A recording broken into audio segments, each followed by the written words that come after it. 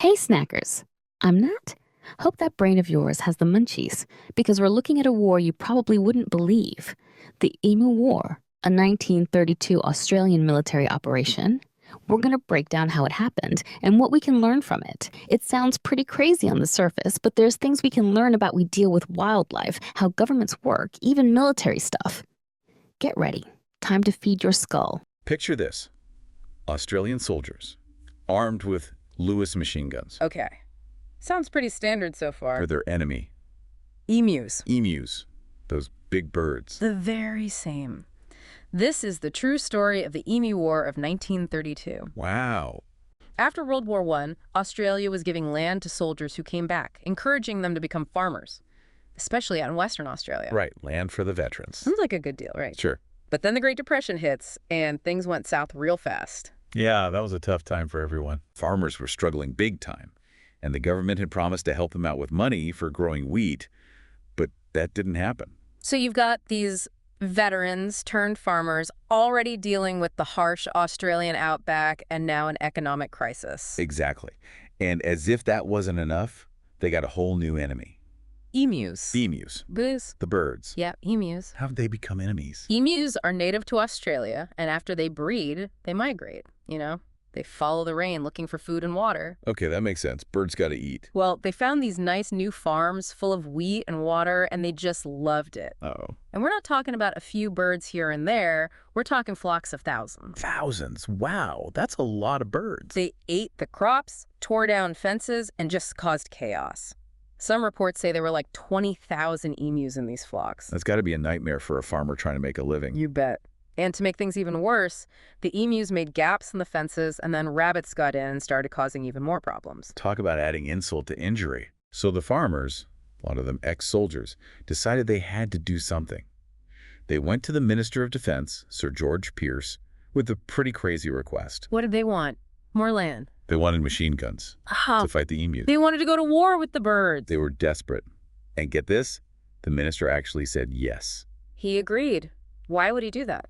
Well, some people think he saw it as a chance for the soldiers to practice with their Lewis guns, get some target practice in. So like live fire training, but with emus instead of targets. That's going to be a strange assignment. But there was probably some politics involved too.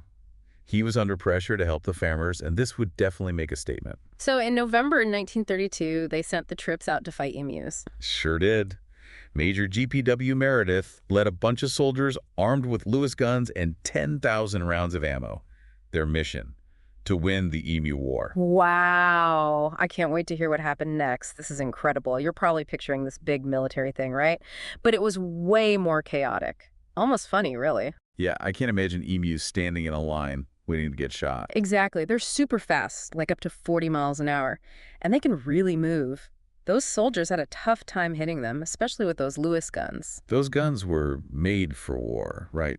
Not for shooting birds. Yeah, they're meant for people, standing still mostly, not flocks of birds zipping all over the place. And even when they did hit one, I bet it didn't always bring it down. No, Major Meredith said they were like tanks. They could take a bunch of hits and just keep running. Seriously? How? Thick feathers, strong bones. They're tougher than they look. So the emus were winning. It kind of looks that way. The soldiers were getting outmaneuvered by a bunch of birds. I bet the newspapers loved that. Oh, they did. They were making fun of the whole thing, calling it a big joke. Oof.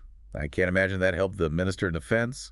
Not at all. Plus, those bullets weren't cheap. People started asking how much it cost to kill just one emu. So, after about a month, they called it quits. Yep.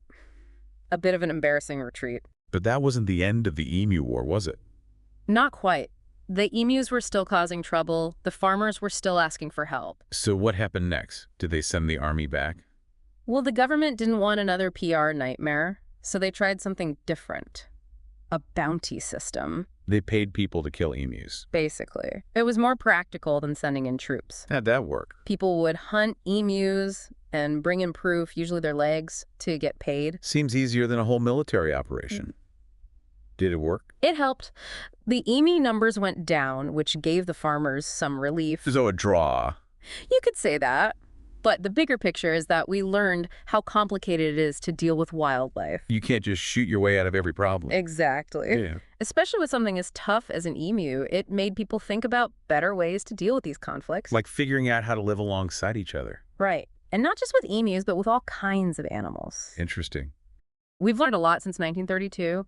We understand that emus have a right to be here, just like any other animal. So wiping them out isn't the answer anymore. Nope. It's about finding ways to live together.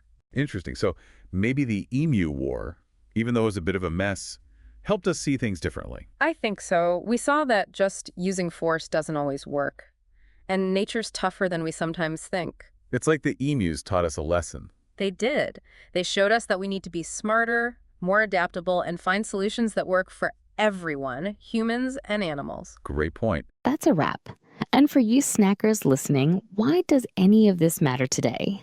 Well, it's a reminder how nature can throw curveballs our way, and we have to be ready to solve them in a way that respects the whole system. Think about these amazing emus next time you hear about humans and wildlife clashing. Until next time, stay curious.